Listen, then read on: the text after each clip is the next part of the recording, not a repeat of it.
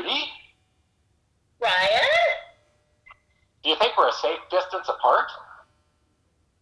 We don't have to worry about distance.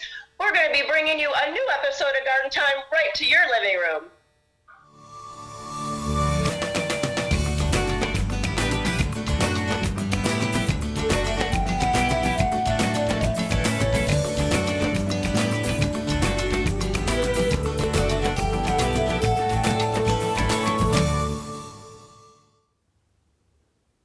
Welcome to Garden Time. We're coming to you from our respective homes and keeping a safe distance. And we hope that you are keeping a safe distance too. Remember that you can still get outside and enjoy your garden. We call it keeping safe and sane in the garden.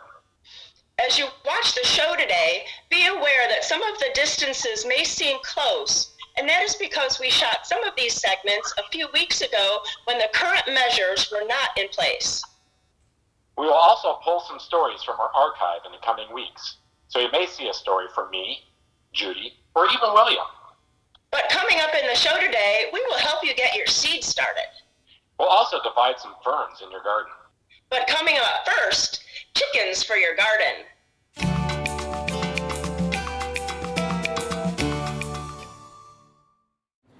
Well, it is chick season, and I'm at the Wilco in Lake Oswego with Marla. And Marla, I hear baby chicks in the background. They're darling. Oh, they're wonderful. We have them in the store from February to about October. We have all different kinds.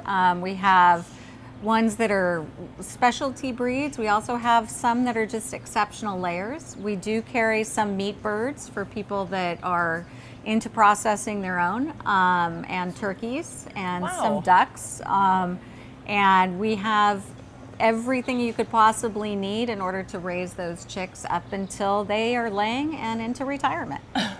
Well, you know, so for beginners, I know that you get chicks and maybe you need a box or you need some protection at night. So what should we get if we're newbies? Well, in the beginning, you need to get a heat lamp and you need to have, feeders, waters, and you need to keep them contained until they have their feathers, which is about 5 to 6 weeks, because that's how they stay warm outside. And then once they're feathered, they can go out into a coop. So until then, you have to baby them just a little bit. And then after that, at 5 weeks, they can go out into a coop. You want to make sure they're protected from predators, both on the ground and from the air. Especially around here, we have a lot of hawks and eagles and things like that. And again, you just kind of have to decide, are you in it for a lot of eggs? Are you in it for, a pet? The different breeds have different temperaments. We have some exceptional layers, like the Novagens. We have some that lay colored eggs, blue, green, yellow, like the color packs or the Americanas. So it just kind of depends on what you want out of your flock. And really, you have the whole gamut here too, because you even have information, people that can come in for their questions. Yes. And really, in case something's happening, you can troubleshoot if there's something with a sick bird. Absolutely. We carry all of the products, not only for feeding, but for raising, for the eggs, for the chicken's health. And we have a lot of knowledge available. If you're having any trouble with your hens or your flocks at all, we have a tremendous amount of resources for you. And I saw too that you have classes, so really go to the website and find out where the classes are? Correct. We have classes a couple times a year, and at different Wilco stores, there'll be different times of the year. So check on our website and find out what that is. Also, we have reps that come and speak about the feeds and the products and that kind of thing. So that's all available online. So Marla, can I just come in and get 20 chickens? Am I allowed, do you think, in my town? No, generally not. In backyard chicken situations, especially now that in Portland, people are having chickens as well. Each city will have its own legislation in regards to how many chicks or chickens you can have. For instance, in Lake Oswego, where we are, you can have 5 or 6, without a permit, but no roosters. But if you have any waterfowl, you do have to have a permit for those. But every municipality is different, and you should check with your own to find out Generally, you can just go to the city's website and Google backyard chickens, and they will tell you all the information that you need. Well, really, there's a lot to know about raising chickens and doing it well. So go to gardentime.tv. We'll click you over to the Wilco website, and you can find out where to go and get all those questions answered. Marla, thanks so much. Thank you so much.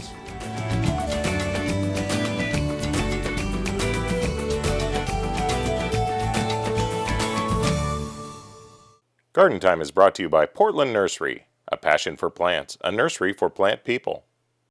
Hi, I'm Sarah from Portland Nursery, where spring is our favorite time of year. It's the time to prepare your garden for planting. We invite you to get a jump on spring with our huge selection. Let Portland Nursery's staff of professionals help with groceries you can grow. We've got the seeds, veggie starts, and expertise to ensure your success. Visit portlandnursery.com for a list of classes and special events. Portland Nursery, helping make your backyard your favorite destination at 50th and Stark and 90th and Division. Since 1982, the Wall has been making local gardens beautiful, naturally. Whether you need a new wall, concrete patio, fire pit, or driveway, the Wall's expert craftsmen can build it. We back up our work with a 5-year warranty, so you'll know it'll last. We use the highest quality materials, including stamped colored concrete, natural stone, and we're the leader in using recycled concrete. Create an outdoor environment you'll enjoy for years, with the help of your friends at The Wall. Since 1926, the Bonide Company has worked with homeowners to make their homes and gardens beautiful. If you have a garden problem, Bonide has the answer. Don't lose the battle with weeds. The Bonide line of weed beater products will help you get a handle on your weed problems. They are active in cool weather and you'll see visible results in less than 24 hours. Visit Bonide.com to find a local retailer and to download your free Bonide Problem Solver app for your iPhone or Droid. At Garland Nursery, you'll find top quality plants, 4 generations of garden know-how, fun and fantastic garden decor, and the best in garden supplies. Come visit us at Garland Nursery. Since 1937, inspiring beautiful and bountiful gardens.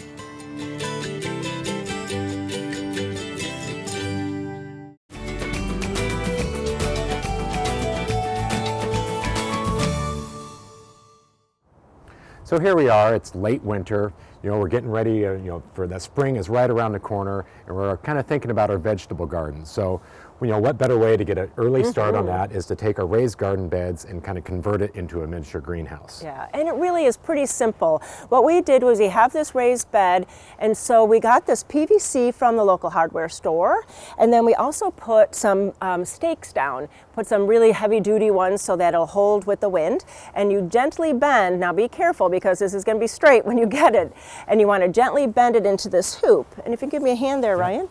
And we're just going to slide it right on top of these stakes, okay? And slide the other one in. These are well-trained hoops. Right. Got our hoops, and then we can cover it with our plastics. We picked up this plastic at the hardware store, so it's a heavier, kind of a 6 mil plastic deck, kind of like a greenhouse, and we use it clear, so let the light in. And you don't want to use the black because we need the no, you electricity. But then we'll get ready to cover this and we'll show you how that all works. All right.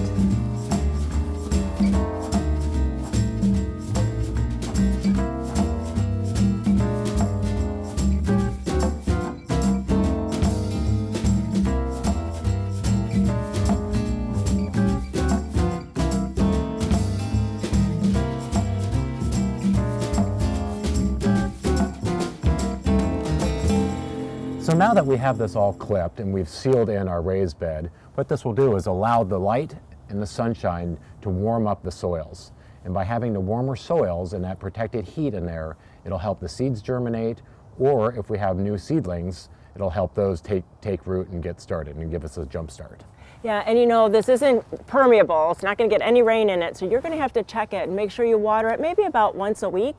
And on those warm sunny days that we have, make sure you open up the ends, or you can open up the side, and make sure you get a coolness in there, you get the wind going in there so that the plants are more happy. And once we get through spring and the summer or the evening temperatures are warm enough that we're beyond the frosts, we can remove the plastic and you save it for later. And then once again in the fall, when our temperatures start to drop again and you want to protect your end of the season harvest, you can put it back on to protect your plants. You know, this is a great little project to help you get a jump start on your summer vegetable garden.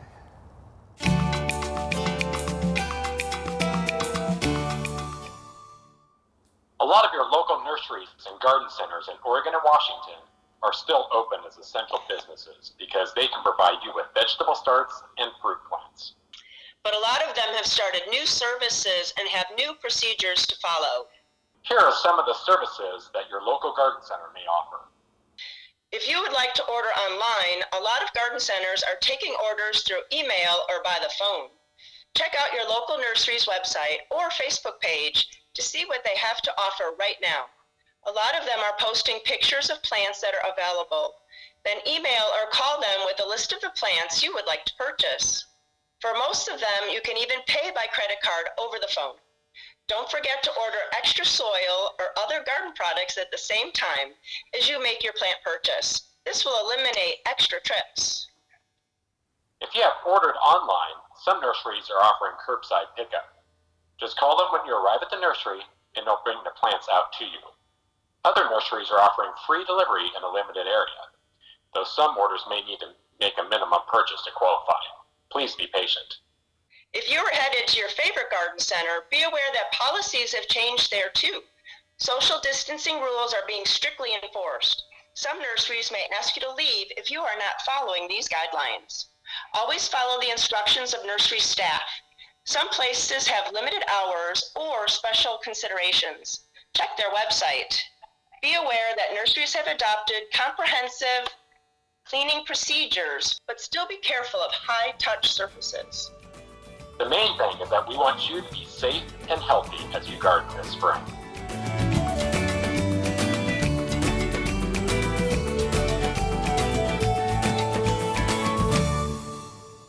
Garden Time is brought to you by Capital Subaru, your way on the Parkway. What's even better than buying a brand new Subaru? How about getting the best possible value from a place that's as trustworthy and dependable as a Subaru? At Capital Subaru, your satisfaction is our goal, which is why you can always expect the kind of service and selection that keeps you smiling. From our lot to your driveway. Hurry in now to the Subaru A Lot to Love event at Capital and lease the all-new 2020 Subaru Outback Premium all-wheel drive, just $249 per month. Capital Subaru, your way on the Parkway.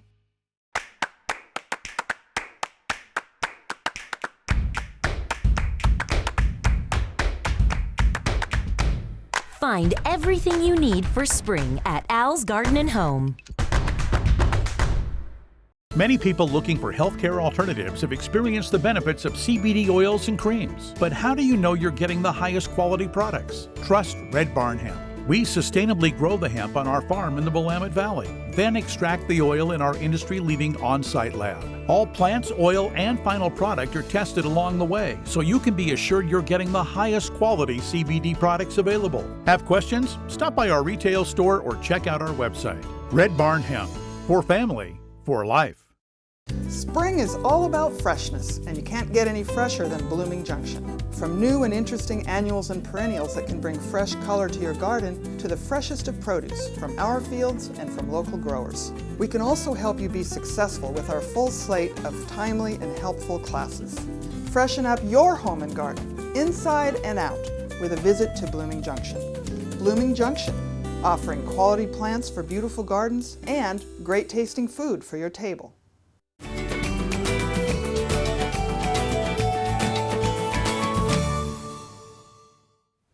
So as we're starting to leave winter and looking forward to spring and our vegetable garden, we want to start some seeds and kind of get a jump start on that.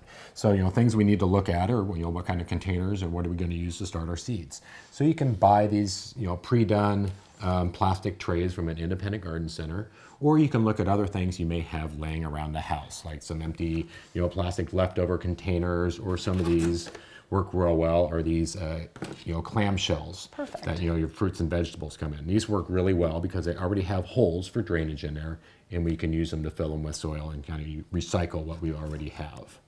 And so after we make sure that we have a container, we want to make sure that it's sanitary. So we want to clean it and sterilize it, get all of the bugs and diseases that may have harbored over in there. We start with the clean side. We want to look for soil.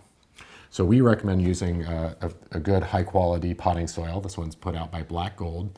The nice thing about this is it's natural. It's clean, it's sterile, and it's designed for starting seeds. So after we will have our soil, we'll fill in our containers, whichever container we choose to use, and we'll fill it up. It's a nice fluffy mix, and then we'll want to make sure that we moisten the soil.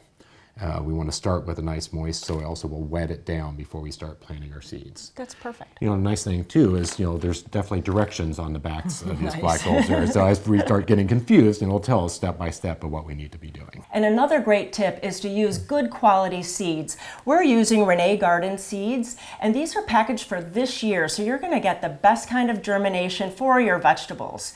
And also make sure that you read the back of the package. It has all the information that you need. It tells you the germination time, it tells you where to put them in the garden, how to space them, and it'll tell you how many days until you can harvest. So today we're going to show you how to plant zucchini seeds. Now these are really big seeds, but it's easier to show you on camera. Seeds come in all kind of shapes and sizes. Now we're going to use this package that Ryan already moistened, these 6 packs. We already sprayed it down. You want to make sure you do that. We just took a pencil and we're going to make like a little hole, and now the seed pack's going to tell you how far down to put that. And then you put it in the hole, you cover it with soil, and then make sure you moisten it again, because you don't want those seeds to dry out. You want to check your seedlings, your area here, every day to make sure that the soil mix is moist. Now don't forget to label the vegetables that you've just planted, because you want to know which is which. You don't want to plant 3 different types of tomatoes and not know which is which. And then once we have all of our plants started and our seeds in the ground, we want to look for heat and for lighting. So you can buy heat mats that will go underneath the tray to help warm the soils and help those plants germinate, but you also have to be careful with the heat that you're not drying out as quickly. So that's why it's super important to watch your watering. You can also, for lighting, you can have them next to an open bright window, or you can use artificial lighting and grow lighting. And those you can use for 12 to 16 hours to help those seeds to germinate and come up. And now you'll notice when your plants are germinating, there may be 2 or 3 seedlings in those little cells. You want to not tease them apart and save all of them. Just take your scissors and take out the weakest ones. And so once we have it down to our one single plant, we want to look for when is it time to transplant. So after the leaves is come out, it'll come out with this first leaf, which is kind of a rounder, and then it has that next flush of growth. But these are kind of the true leaves or the secondary leaves. So we want to make sure that they've done that. And we also will look at to see if we can start seeing roots coming out of the bottom. We don't want to transplant too early because we want to make sure there's enough roots to support that without doing damage to the plant. And now that our plants are ready to transplant, we need to pay attention to the weathers that are outside. So if it's still cold and it's too cold to put outside, we need to transplant into a larger pot and keep them inside. So you can plant outside when the soil temperature is above 50 degrees, not the air temperature. It has to be the soil temperature. Once it is above 50, you can plant your plants, your new transplants, right outside into the vegetable garden. So we hope all these tips give you a successful jump start on your summer gardening. And there's lots more information on our website. Just go to gardentime.tv.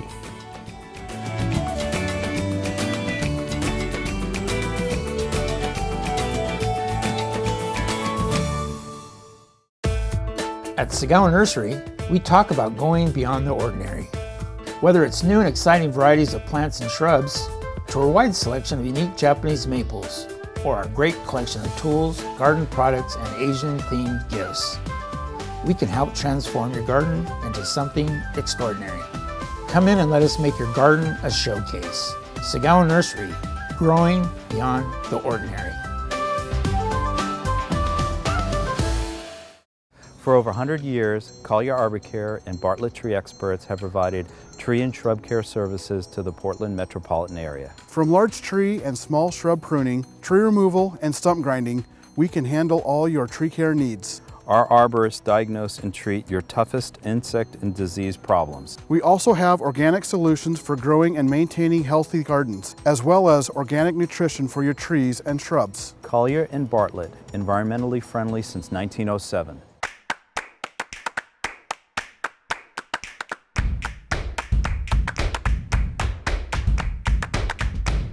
Find Find everything you need for spring at Al's Garden and Home. Build a beautiful home inside and out at French Prairie Perennials. Inside, we have just the right creative elements to complete your decor. We offer an oasis of unusual, nature-inspired garden and home gifts and accessories.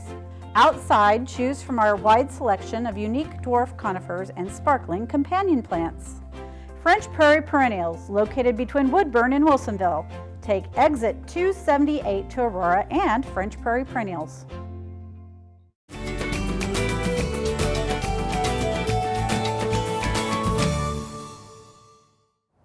Many of us have ferns in our gardens, maybe not as many as at Seabright Gardens. I'm with Thomas. And so, but Thomas, sometimes we want to divide them, and so you're going to show us how to do that today. Yeah, we thought we'd choose this this fern here. It's a nice evergreen fern from Chile called Blechnum chilense. And so I thought we'd start by just take the shovel. Okay. And we can dig out a chunk of it here. I don't think I've ever seen a fern this tall other than sword fern. This thing is just massive. We thought we'd go right from the very beginning so people could see how we're doing this whole thing. Okay. So dig the roots first. Yep, dig under the roots. Sometimes you've got to kind of get it going with a little bit with the shovel to see.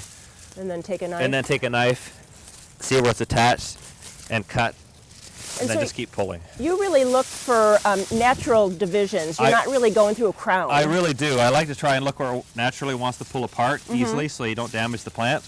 But now this is an evergreen fern, so we've left the foliage all winter. The evergreen ferns like to have their foliage all winter, even if they get frozen or burnt if we've had a cold winter. It's important to leave the foliage on these until the new growth is getting ready to start coming, otherwise they really resent that. Oh, okay. So now that we've got this, now we're into March, so it's all right to take off the old foliage. So to make it easier to divide, we'll go ahead and we'll cut off the. You can kind of see where you're going then. Exactly. So we can actually get down to the nitty-gritty of it all. And maybe see some fiddleheads there. Yeah, exactly. So just keep shaking and kind of wiggling. And wiggling, and you can just find the weak spots and just keep kind of twist it back and forth. Okay. Like this, and just keep turning. Yeah, you could hear it crack. Yeah, you can hear it crack and snap. And you can see all the new growth points. You see they're just getting ready to start to come, so this is a really good time to do it. So you think you're going to go 2 or 3? I probably can do 3 here. Wow. I'm going to be greedy and take as many as I can on this one.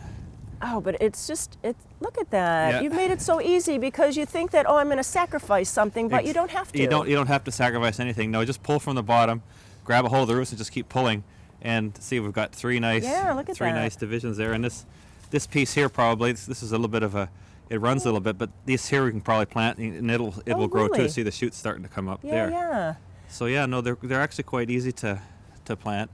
And then where should we site it when we're going to plant it back? Okay, this Blechnum chilense, it gets sun probably in the morning and a little bit of early afternoon sun. Oh wow. A lot of the ferns can actually take a lot more sun than you think, provided they're kept moist. And this one here does very well. It likes the warmer weather, so you can give it as much sun as you can without the hottest afternoon sun. It would be perfect. Nice. And then do you add something into the planting holes, or what do you do? Ferns always like really nice humus-rich soil because they grow in the forest, and so compost added to the soil is really good. And anything you can do to make the soil, the soil here is very beautiful. Nice. Yeah, it's really fluffy. Nice. If you can somehow replicate this as much as you can in your garden, that's perfect. And at the nursery at Seabright Gardens, how many ferns do you think you have here? Oh, we grow about 100 different hardy garden ferns for this area. Wow. So we've got a big selection of ferns. So, yeah. And so we can come out to the garden or go online? You can, yes. Go to seabrightgardens.com, or you can come to the garden. We're open 10 to 5 every day starting March 28th. Oh, wow. So. And it really is a treat to come out here. They have beautiful display gardens and so many other plants, not just ferns, to choose from. So please go to gardentime.tv and we'll click you over to their website and you can come out to Seabright Gardens. Thomas, thanks so much. Thanks, Judy.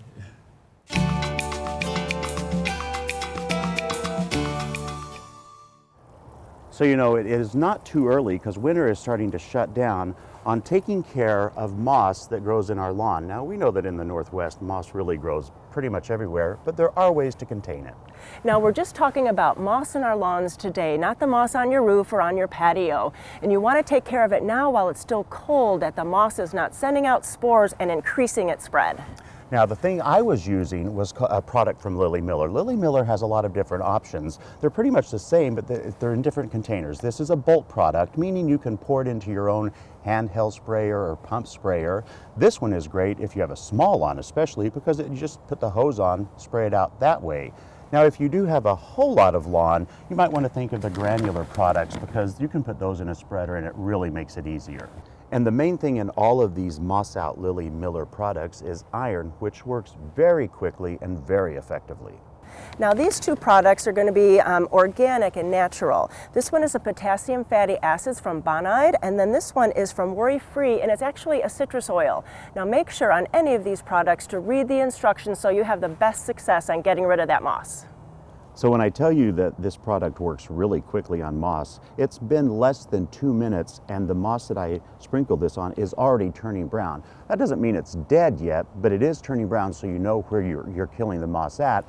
And then in a couple of weeks, all you have to do is take a rake and rake it all out to prepare for seed. However, one caveat is to remember iron stains things, whether it's your walls on your house or concrete, pathways, patios. So be sure as soon as you do this, if you get it on those things, make sure to sweep or wash it off. Now remember, these are products to get rid of the moss in your lawn. So if you like it, really leave it. But remember that in the summertime, the moss will dry out and you'll have all these brown spots in the lawn and it does get unsightly. And you can also get weeds in there. But it's always up to you what you would like for your lawn. So for more information on these products and on how to take care of your lawn, you can go to gardentime.tv and find out a way to have a beautiful lawn that is moss-free.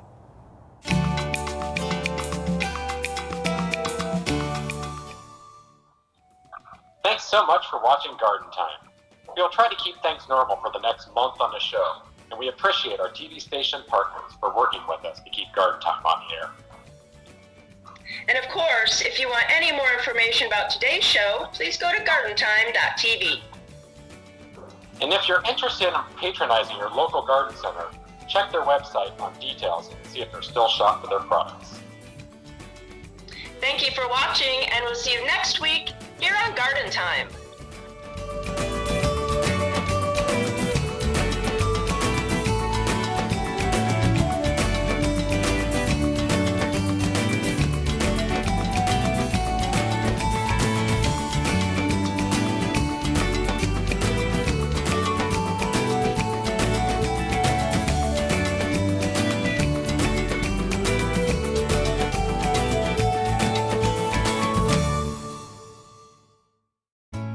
Located in the heart of Willamette Valley's hops, hazelnut, and wine country, Caddy Farms is a beautiful option for your upcoming wedding or event. Enjoy the diverse venue the over 40-acre farm offers, with manicured gardens, a private forest and spacious meadow, chef's kitchen, and covered patios. All just 5 minutes off of I-5 in Aurora, Oregon. Caddy Farms, now booking upcoming events.